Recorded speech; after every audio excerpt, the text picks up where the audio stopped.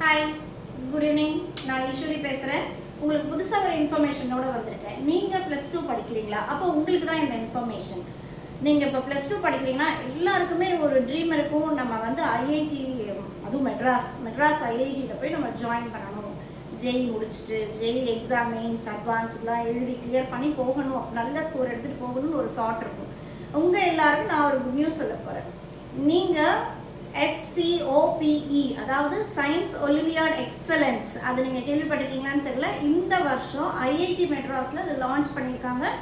நீங்கள் +2 படிக்கிறீங்கன்னா ஒலிம்பியாட் எக்ஸாமில் maths olympiad, physics olympiad, chemistry olympiad இது எல்லாமே எழுதி நேஷ்னல் அண்ட் இன்டர்நேஷ்னல் லெவலில் நீங்கள் வந்து ஹையஸ்ட் ஸ்கோர் வச்சுருந்தீங்கன்னா நீங்கள் ஜேஇ மெயின்ஸ் அட்வான்ஸ் எழுதவே வேண்டாம். டைரெக்டாக உங்களுக்கு ஐஐடி மெட்ராஸில் உங்களுக்கு அட்மிஷன் உண்டு.